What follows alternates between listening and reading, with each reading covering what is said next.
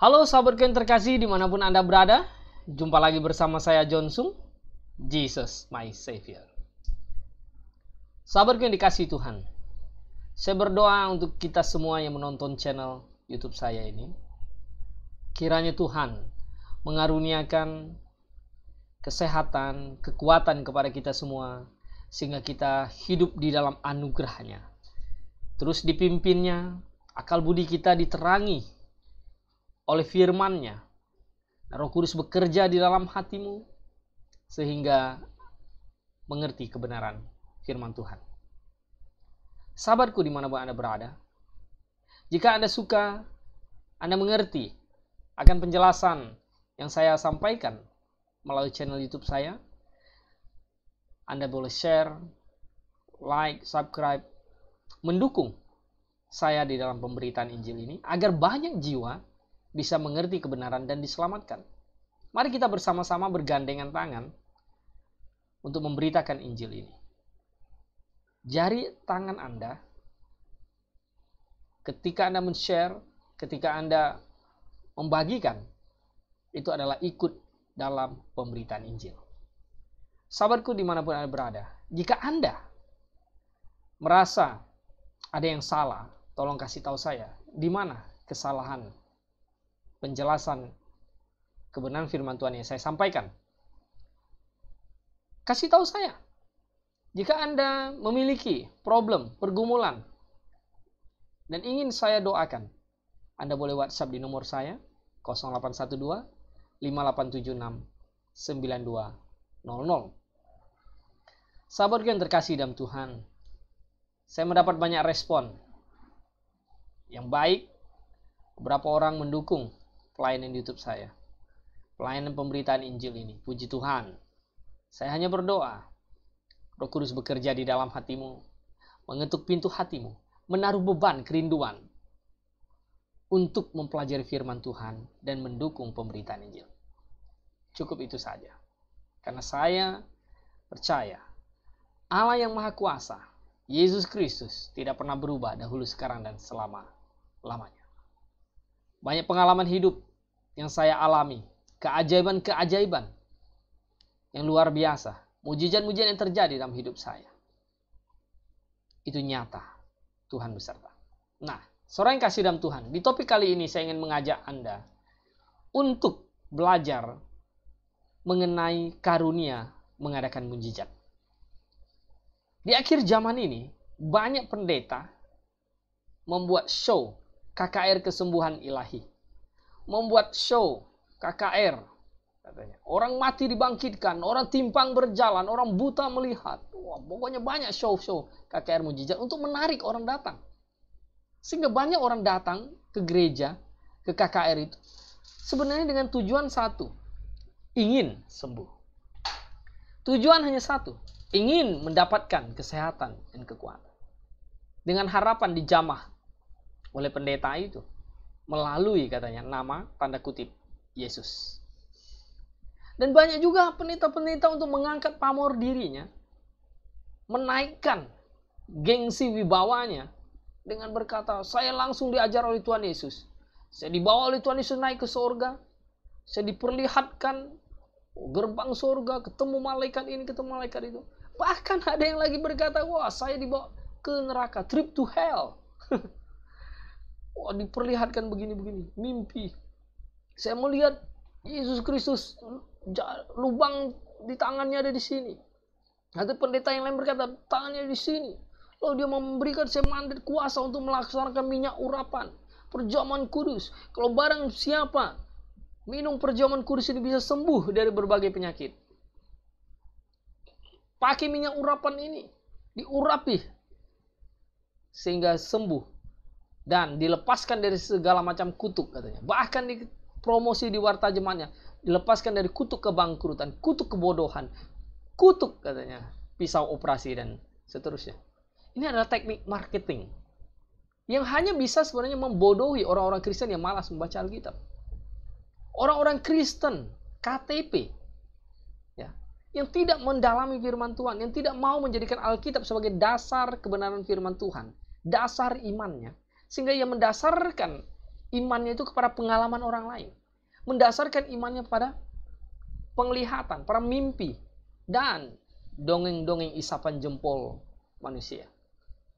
Sahabatku yang terkasih, saya bahkan lihat lagi ada channel di YouTube yang berkata, seorang muslim bertobat, ikut Yesus. Jadi tidak dikatakan bertobat dari apa, tapi katanya dia mimpi, kemudian dibawa lihat terang.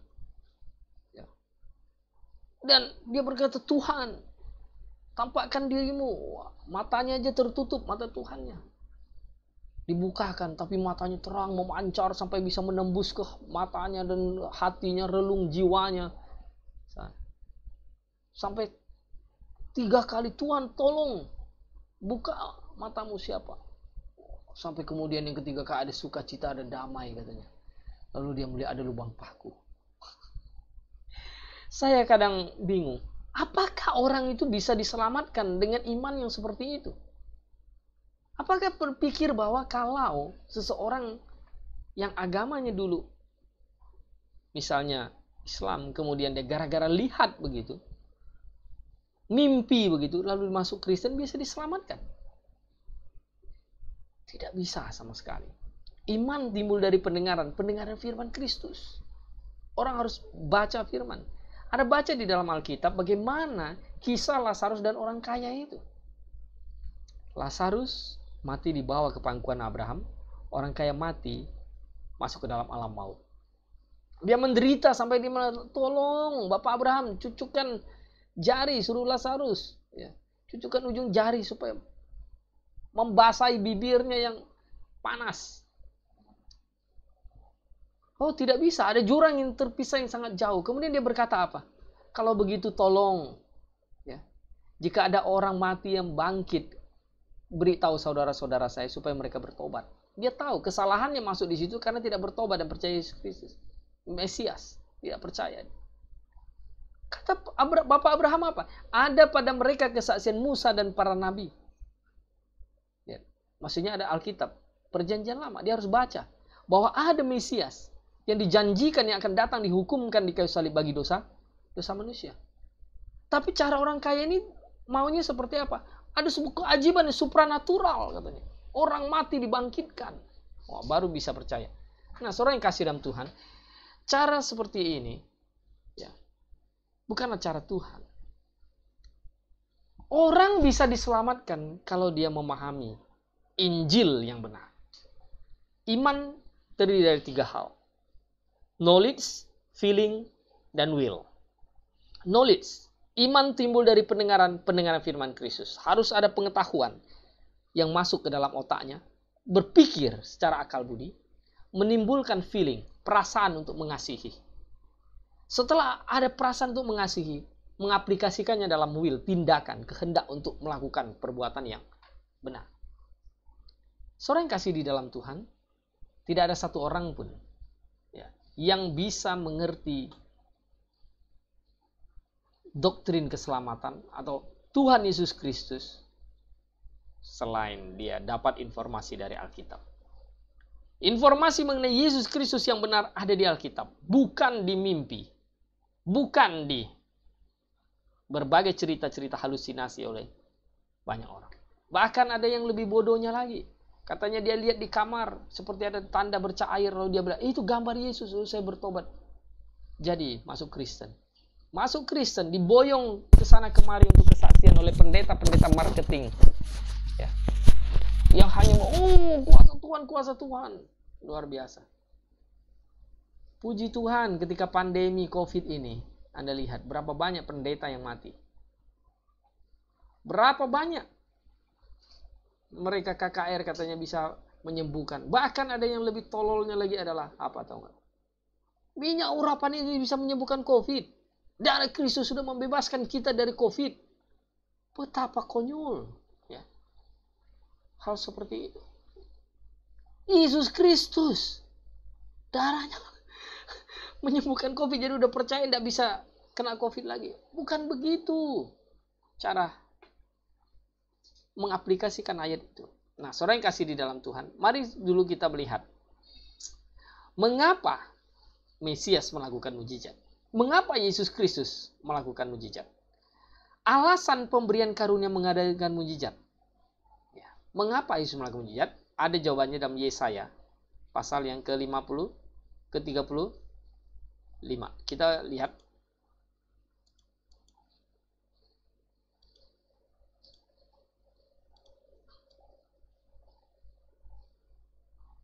Oke. Kita lihat di sini. Yesaya 35. Pada waktu itu, ayat yang kelima, pada waktu itu mata orang buta akan dicelikkan, dan telinga orang tuli akan dibuka. Pada waktu itu orang lumpuh akan melompat seperti rusa, dan mulut orang bisu akan bersorak-sorai, sebab mata air memancar di padang gurun dan sungai di padang belantara. Dan seterusnya. Jadi, Anda perlu ketahui dulu pertama bahwa Mesias melakukan mujizat karena dinubuatkan di dalam Yesaya pasal 35 ayat 5 bahwa nanti dia akan datang. Untuk pertama kalinya dia hadir ke bumi, dilahirkan di bumi, kemudian menjadi manusia melakukan mujizat. Itu yang membuktikan bahwa dia adalah Mesias. Tanda-tandanya itu. Jadi banyak nubuatan di dalam perjanjian lama yang menggambarkan bahwa Mesias akan datang. Supaya tidak salah, diberitahukan secara detail dia lahir di mana, dari keturunan mana, dari perawan Maria, kemudian nanti dia akan melakukan mujizat dan seterusnya. Makanya ketika Yohanes, ya, murid-muridnya datang tanya, ya, Yohanes bilang, apakah dia nabi yang akan datang atau kita harus menanti yang lain? Dia suruh muridnya pergi tanya kepada Tuhan Yesus. Tuhan Yesus menjawab. Persis jawabannya seperti ini. Kasih tahu Yohanes, orang buta melihat, orang lumpuh berjalan, orang mati dibangkitkan, dan seterusnya. Oh, Yohanes Pembaptis tahu. Dialah itu, Mesias. Jadi alasan Mesias melakukan mujizat adalah untuk menunjukkan bahwa dia adalah Mesias, anak Allah yang hidup, yang datang ke dunia sesuai dengan nubuat di kitab Yesaya. Oke, itu pertama. Kemudian yang kedua, Anda lihat lagi ini. Ya, saya besarkan sedikit ya. Orang yang mendapatkan karunia melakukan mujizat. Siapa? Nabi, Rasul. Mengapa Nabi dan Rasul? Karena mereka adalah fondasi dari jemaat. Fondasi dari gereja. Pada waktu itu belum ada Alkitab komplit selesai ditulis sama seperti hari ini yang ada di tangan kita. Sehingga dasar dari gereja adalah Nabi dan Rasul. Firman Tuhan ada di mulut Nabi dan Rasul. Maka ketika Tuhan memakai Nabi, memakai Rasul untuk menulis kitabnya, sampai akhirnya menjadi sebuah kitab yang valid, yang bisa dibaca oleh semua orang, itulah menjadi fondasi iman dari semua jemaat. Fondasi jemaat. Jadi jemaat ini didirikan berdasarkan apa? Fondasi, perkataan, pengajaran Nabi dan Rasul yang dipakai oleh Tuhan. Bayangkan kalau gereja mendasarkan fondasi pengajarannya itu kepada mimpi pendeta, kepada penglihatan pendeta, kepada nubuatan orang, kepada bahasa rohnya, syakarala, tumbang-tumbang. Apa enggak ngaco? Anda mau mendasarkan imanmu, pengharapanmu kepada pendeta-pendeta yang bercerita halu, atau mau berdasarkan pada Alkitab? Tuhan sudah membangunnya, mengajarkannya, menuntun manusia agar manusia itu mendengarkan pengajaran para nabi dan rasul. Rasul 12 untuk orang Yahudi dan satu rasul non-Yahudi, Rasul Paulus. Tidak boleh ditambah, tidak boleh dikurang. Siapapun yang mengaku dirinya adalah nabi dan rasul harus dites. Nah, hari ini begitu banyak orang yang bilang, oh dia bernubuat, dia dapat dengar suara Tuhan, dia dapat bicara dengan Tuhan. Sebenarnya itu bohong. Itu dia mau nipu-nipu. Ya. Bagaimana sih dengar suara Tuhan? Udah salah lagi masih mau Tidak jujur mengakuinya. Tuhan berbicara kepada saya, COVID-19 akan berakhir pada bulan Maret. Saya disuruh menghardik, diamlah, tenanglah. Bukan diam sampai hari ini. Tidak tenang-tenang. Kalau memang Tuhan suruh dia menghardik, itu diam langsung. COVID itu diam. Tenang semuanya. Hilang. Kalau Tuhan suruh dia. Bahkan di Amerika dikumpulkan semua nabi-nabi palsu itu. Untuk berteriak-teriak berdoa. Sebelum pasca nanti sudah berakhir semua COVID. Nyatanya sampai sekarang. Itu semua nabi palsu. Saya kasih tahu. Nabi yang dari Tuhan. Karena Allah itu adalah Allah yang maha kuasa. Kalau dia berfirman kepada Nabi, pasti perkataannya terjadi. Tidak tergantung orang lain. Jika iya, katakan iya. Firmannya ya dan amin, tidak pernah berubah. Kalau Tuhan suruh saya menghardik, itu pasti. Kalau Tuhan yang suruh, tidak mungkin gagal. Nah, saudara yang kasih di dalam Tuhan, Nabi dan Rasul adalah fondasi jemaat. Fondasi pengajaran dasar iman kekristenan. Ayat 19. Ini di dalam ini Alkitab kita. Anda lihat di dalam Efesus ini. Ayat 19. Demikianlah kamu bukan lagi orang asing dan pendatang, melainkan kawan sewarga dari orang-orang kudus dan anggota-anggota keluarga Allah. Yang dibangun di atas dasar para rasul, para nabi, dengan Yesus Kristus sebagai batu penjuru. Jadi iman kita didirikan berdasarkan pengajaran para nabi yang para rasul. Yang Allah pilih mereka. Untuk supaya kita memiliki sebuah dasar fondasi yang pasti. Jadi dasarnya para rasul dan para nabi. Apa itu sekarang? Siapa nabi sekarang? Sekarang nabi sudah tidak ada lagi. Nabi sudah mati semua. Rasul sudah mati semua. Sisanya itu dasarnya itu apa? Pengajarannya, tulisannya yang ditulis di dalam Alkitab. Itulah yang menjadi fondasi dasar iman kita. Lalu bukti nabi dan rasul itu bagaimana? Nah, kalau kita lihat kisah para rasul, pasal yang kedua, ayat ke-43, sebentar, saya kasihkan lihat. Ke-43. Ya. Maka ketakutanlah mereka semua, sedang rasul-rasul itu mengadakan banyak mujizat dan tanda, dan semua orang yang telah menjadi percaya tetap bersatu, dan segala kepunyaan mereka adalah kepunyaan bersama. Sedang rasul-rasul itu mengadakan banyak tanda, banyak mujizat dan tanda. Jadi untuk membuktikan dia seorang rasul, dia harus bisa melakukan mujizat dan tanda. Karena pada waktu itu belum ada Alkitab secara lengkap tertulis. Wahyu Allah masih diturunkan terus. Dan dasar fondasi iman pada waktu itu yang menjadi alat ukur ada pengajaran para rasul. Jadi para rasul itulah yang menjadi dasar kebenaran. Mulutnya keluar perkataan firman Tuhan, itulah dasar. Makanya ketika Petrus, Ananias dan Safira berani berbohong sama rasul, Petrus mati dia. Dasarnya begitu tinggi diangkat. Oke? Kalau lihat lagi 2 Korintus 12 ayat 12. Jadi Rasul Paulus mengatakan begini, segala sesuatu yang membuktikan bahwa aku adalah seorang rasul telah dilakukan di tengah-tengah kamu dengan segala kesabaran oleh tanda-tanda, mujizat-mujizat dan kuasa-kuasa. Jadi bukti bahwa dirinya adalah seorang rasul adalah mengadakan tanda-tanda, mujizat-mujizat.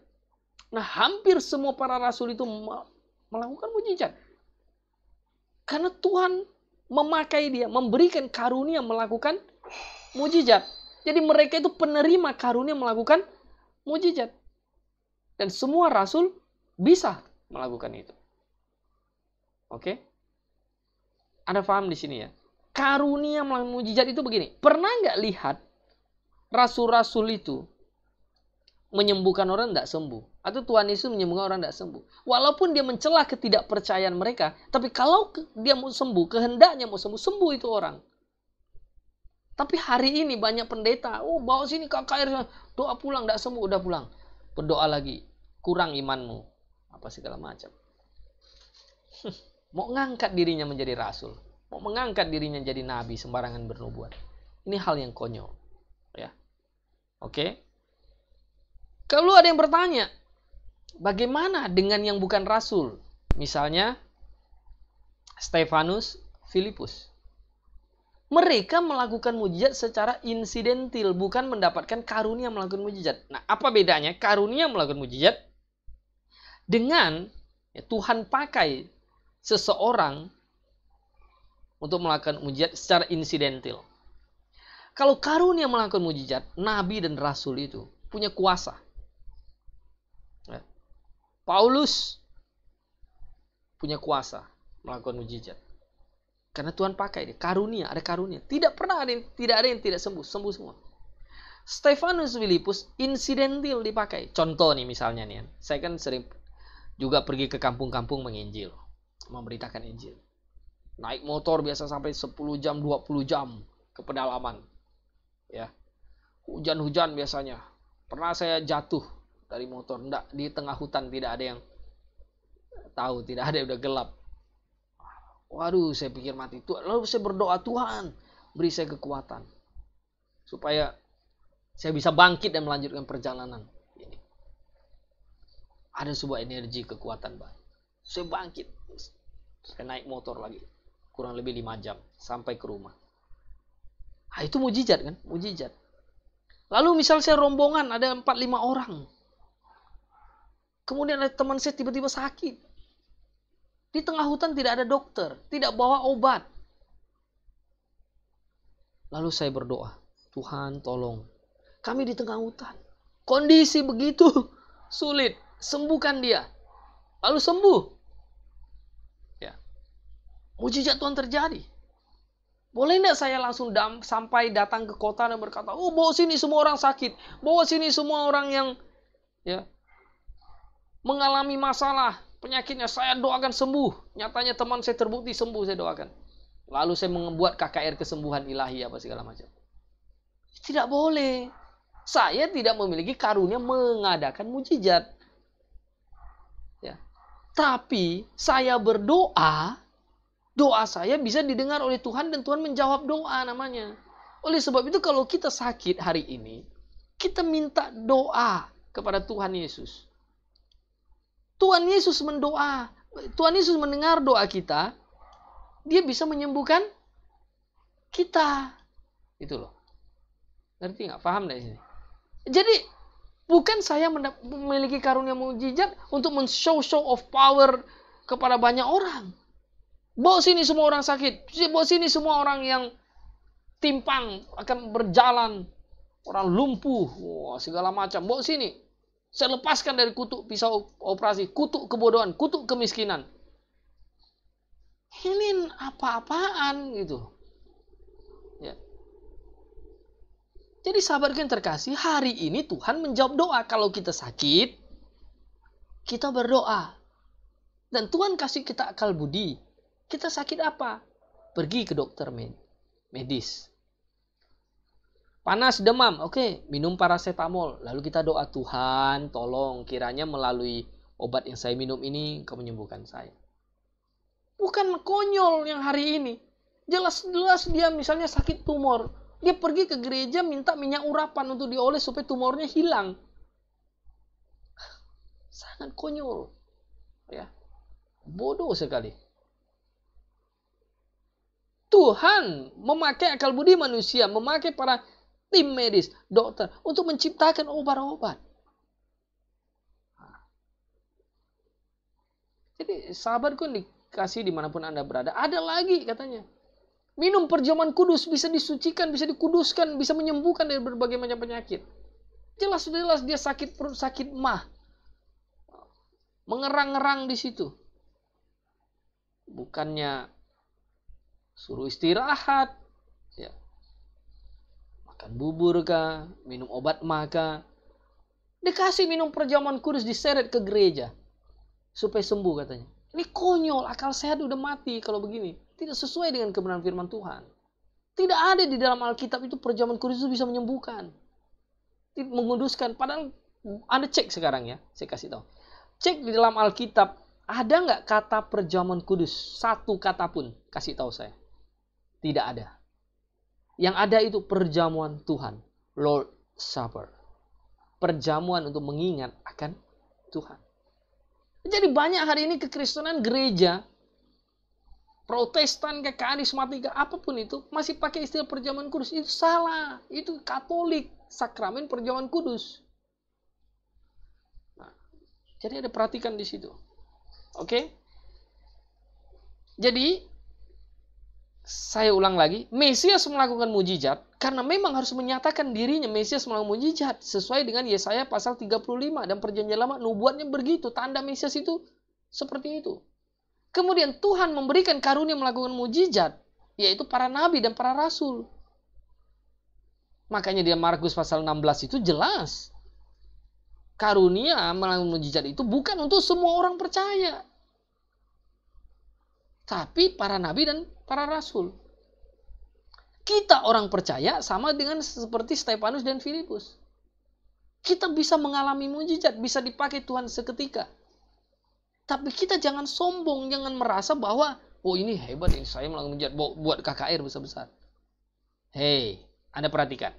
Pada akhir zaman justru Lucifer, iblis, akan muncul sebagai Mesias. Menyatakan dirinya Mesias. Mesias itu artinya yang diurapi. Kata yang diurapi itu berasal dari kata krio. Dari kata Kristos. Di akhir zaman banyak orang akan berkata, saya hamba Tuhan yang diurapi. Saya Mesias. Saya tidak berani mengatakan bahwa saya hamba Tuhan diurapi. Saya gembala yang diurapi. Saya tidak berani mengatakan itu. Saya hamba Tuhan yang penuh dosa. Yang Tuhan ingin panggil saya memakai untuk beritakan firman-Nya.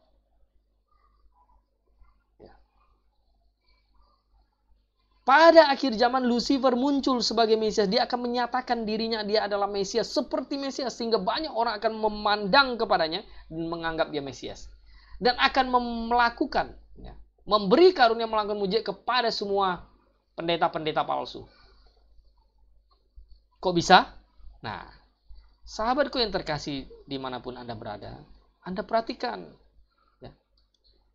Biar kita ini lihat Alkitab, jangan jadikan pengalaman subjektif dongeng-dongeng ini, nenek tua itu menjadi fondasi imanmu. Lihat Bible.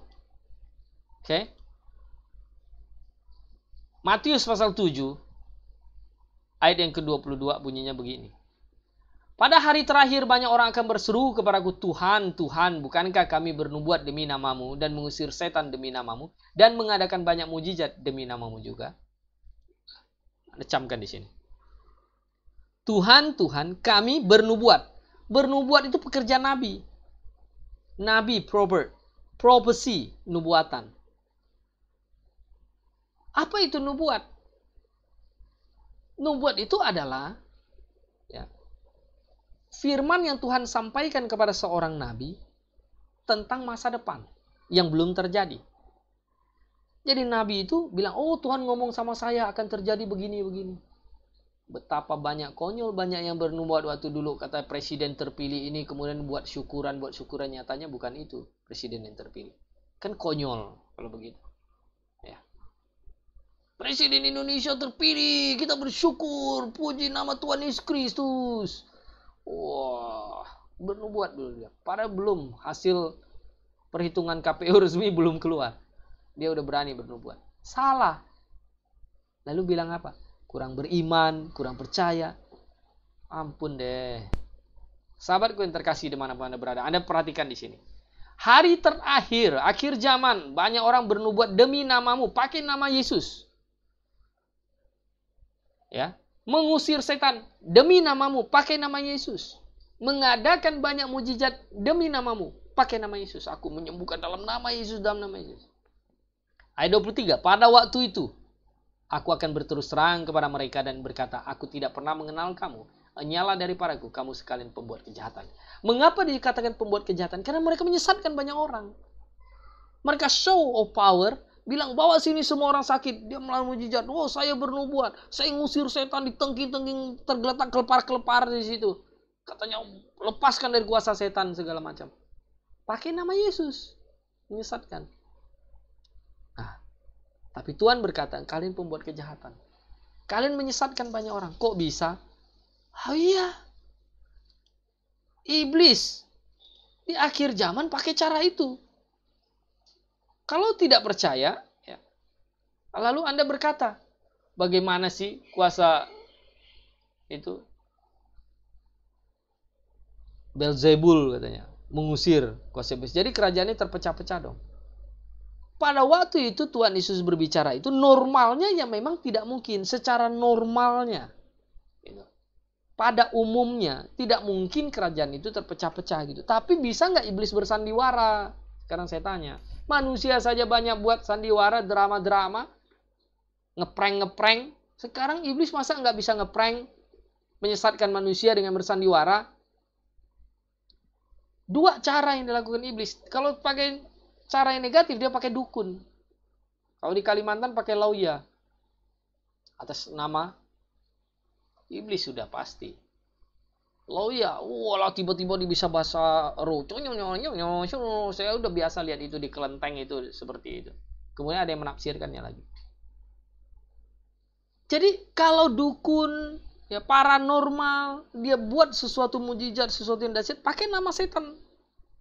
Ajaib. Terjadi kan? Oh, bisa ditembuskan di sini, pedang tembus ini, tidak berdarah, dicabut lagi. Ajaib. Pendeta menyesatkan, ini yang lebih bahaya. Di dalam gereja, pakai nama Yesus, itu yang sudah dinubuatkan. Sudah ditulis di dalam Alkitab, di akhir zaman akan muncul seperti itu. Bagaimana sekarang cara kita menafsirkan ayatnya lagi? Coba kalau kita lihat lagi tuh di dalam Matius ini kan. Tadi kan Matius 7. Sekarang kita buka Matius 24. Bentar ya. Matius 24.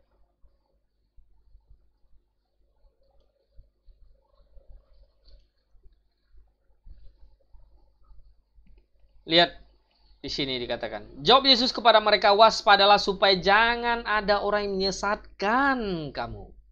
Sebab banyak orang akan datang dengan memakai namaku dan berkata, akulah Mesias, dan mereka akan menyesatkan banyak orang. Akulah Mesias, akulah hamba Tuhan yang diurapi. Karena kata Mesias itu artinya yang diurapi. Berapa banyak hari ini pendeta-pendeta mengaku, saya ada pendeta yang diurapi. Mari saya urapi kamu, saling mengurapi. Di mana ada terminologi ya di dalam Alkitab boleh disuruh saling mengurapi begitu? Ya. Jadi sahabatku dimanapun Anda berada, coba Anda sadar, baca Alkitab, pakai Alkitab menjadi patokan imanmu. Ya. Jangan sampai Anda disesatkan, Tuhan Yesus berkata. Nah, ini di dalam ya ayat 26 ini juga bilang begini. Jadi apabila orang berkata kepadamu, lihat ia ada di padang gurun, janganlah kamu pergi ke situ. Lihat ia ada dalam bilik, janganlah kamu percaya. Sebab sama seperti kilat memancar dari sebelah timur dan melontarkan cahayanya sampai ke barat, demikian pula lah kelak kedatangan anak manusia. Di mana ada bangkai, di situ burung nazar berkerumun. Maksudnya apa? Di mana ada bangkai, di mana ada mujizat, di mana ada hal-hal ajaib, burung nazar itu berkerumun di situ.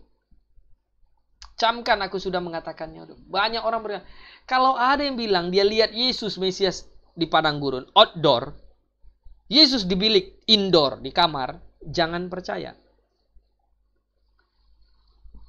Gimana? Saya sampai hari ini, ya, saya merasa bingung dengan banyak orang bisa dengan gampangnya berkata, ya, bahwa dia lihat Yesus lah, bahwa dia mengalami mujizat lah, dia tertarik dengan mujizat, itu pasti dari Yesus, segala macam. Saya bukakan lagi nih 2 Tesalonika pasal 2. Anda lihat di sini ayat 9. Kedatangan si pendurhaka itu adalah pekerjaan iblis dan akan disertai rupa-rupa perbuatan ajaib. Jadi iblis di akhir zaman ini menyesatkan orang itu dengan perbuatan ajaib. Kalau dulu Mesias datang dengan perbuatannya ajaib, mujizat, karena dinubuatkan dalam kitab Yesaya. Belum ada Alkitab Perjanjian Baru tertulis secara lengkap. Kemudian Tuhan pakai para nabi dan rasul untuk menuliskan kitabnya. Supaya didengar orang mereka pada waktu itu, diberi karunia melakukan mujizat. Sebagai fondasi dasar dari jemaat, dasar dari gereja. Jadi kebenaran, standar kebenaran itu ada di tangan mereka. Tetapi di akhir zaman, iblis lah, Lucifer lah akan buat mujizat. Kedatangan si pendurhaka itu ada pekerjaan iblis. Dan akan disertai rupa-rupa perbuatan ajaib, tanda-tanda, mujizat-mujizat palsu, dengan rupa-rupa tipu daya dan jahat terhadap orang-orang yang harus binasa. Karena mereka tidak menerima dan mengasihi kebenaran yang dapat menyelamatkan mereka. Dan seterusnya. Sering kasih di dalam Tuhan, Anda paham gak ini? Jadi hari ini bukan sebuah kebetulan banyak pendeta melakukan mujizat. Mereka adalah ante-ante iblis, Lucifer yang dipakai di akhir zaman. Bahkan dalam kitab Wahyu dikatakan, ya, pasal 13, bahwa antikris akan muncul. Bahkan dia bisa membuat patung itu berbicara. Dahsyat nggak ajaib? Semua orang langsung bertekuk lutut dan percaya untuk menyembah patung itu. Kalau hari ini Philip Mantova hanya mengembus, terimalah Roh Kudus, tumbang-tumbang semuanya seperti itu. Itu tidak aneh bagi saya. Dia dipakai iblis. Ya. Bisakah orang diselamatkan mengerti Injil hanya dengan menggelepar-gelepar? Dia mengembuskan Roh Kudus. Baca di dalam Alkitab, Yohanes Pembaptis saja tidak berani. Dia yang lebih berkuasa daripadaku, dia akan membaptis kamu dengan Roh Kudus dan dengan api.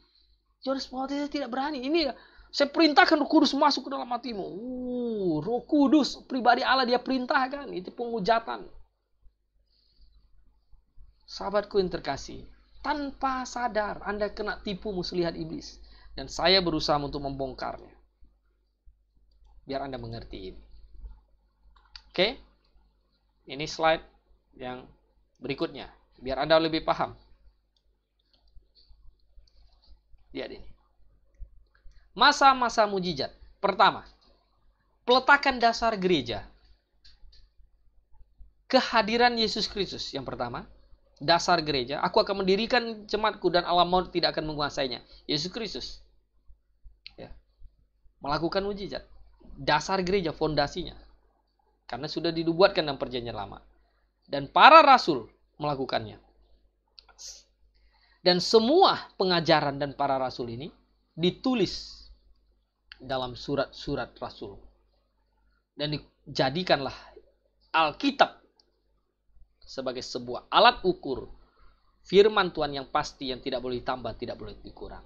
Nah, fondasi gereja hari ini, jemaat hari ini, Tuhan mau semua orang itu baca Alkitab.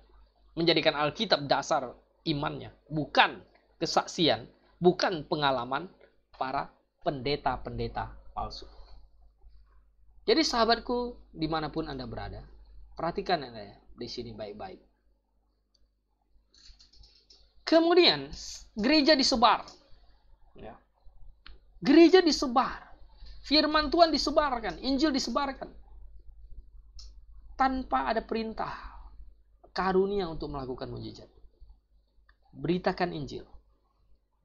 Yang tertulis di dalam Alkitab. Yang bisa melepaskan kita dari kutuk dosa itu apa? Injil.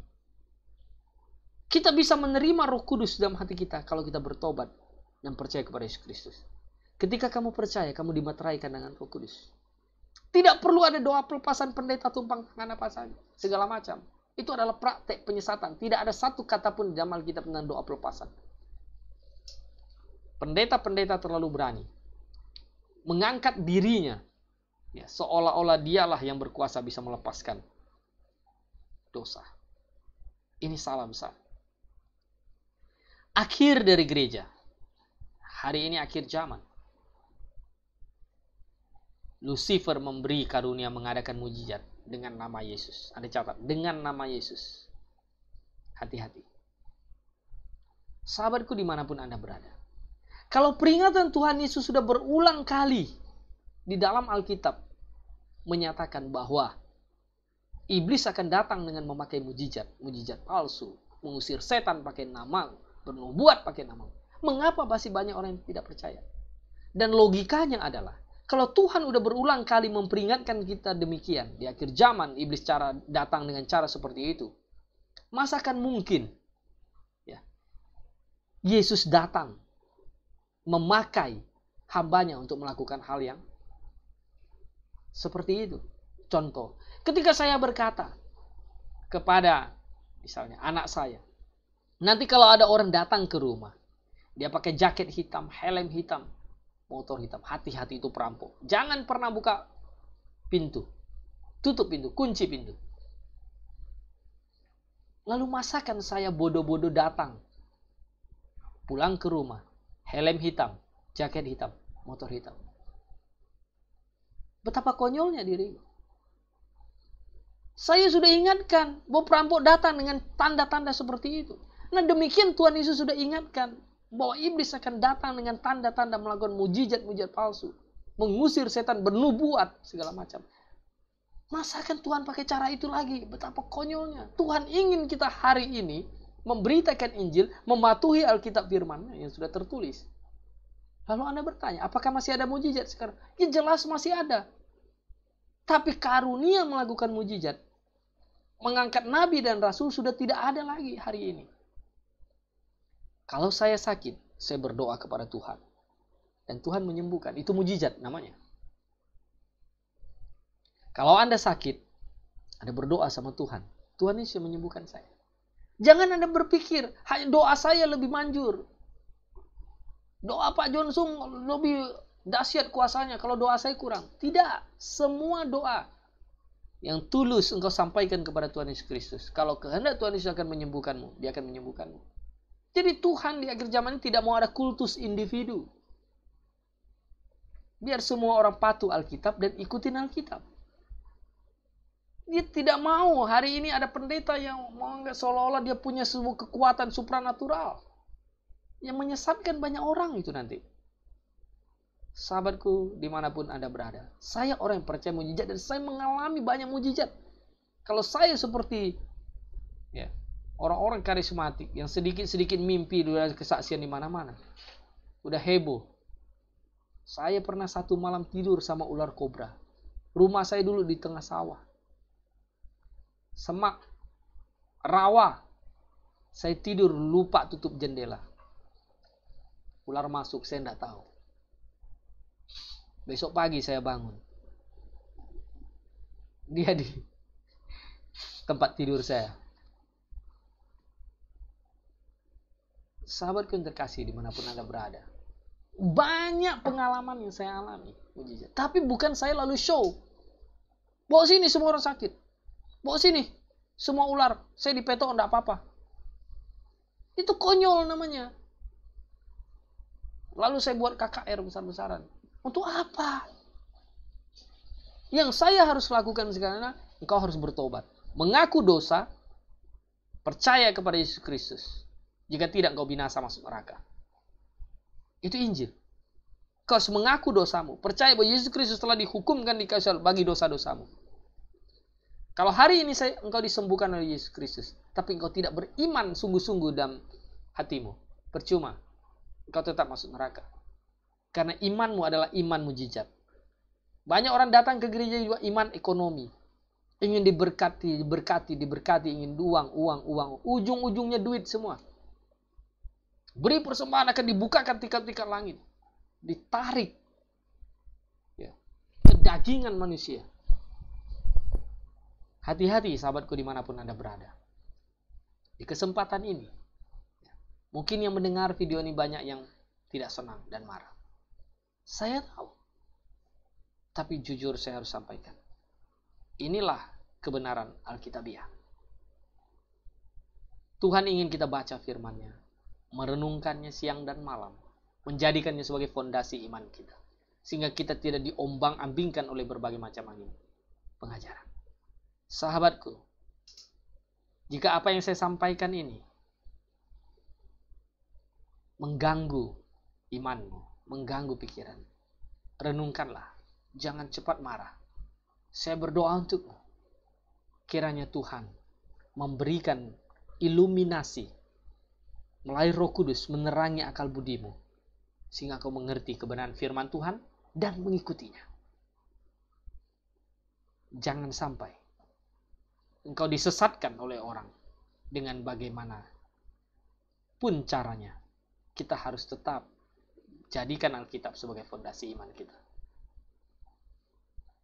Saya buat video ini bukan mencari supaya banyak yang like, yang subscribe, tapi konsisten prinsip saya adalah ya, iman, kebenaran harus diberitakan. Oleh sebab itu Anda baca, ya tagline saya di sini jelas ini di sini. Beritakanlah firman. Siap sedialah, baik atau tidak baik waktunya. Nyatakan apa yang salah. Tegurlah dan nasihatilah dengan segala kesabaran dan pengajaran. Oh, Pak Jonsung menghakimi. Oh iya, saya menyatakan kesalahan. Kalau merasa dia hakimi, silakan hakimi saya kembali. Karena ayat firman Tuhan, janganlah kamu menghakimi jikalau kamu tidak mau dihakimi. Tapi hakimi dengan pengajaran. Jangan Anda berkata, Pak Jonsung ini cari panggung. Pak Jonsung ini sok bener. Ini begini. Itu engkau menghakimi, tapi engkau bilang tidak boleh menghakimi. Munafik dirimu. Bertobat engkau.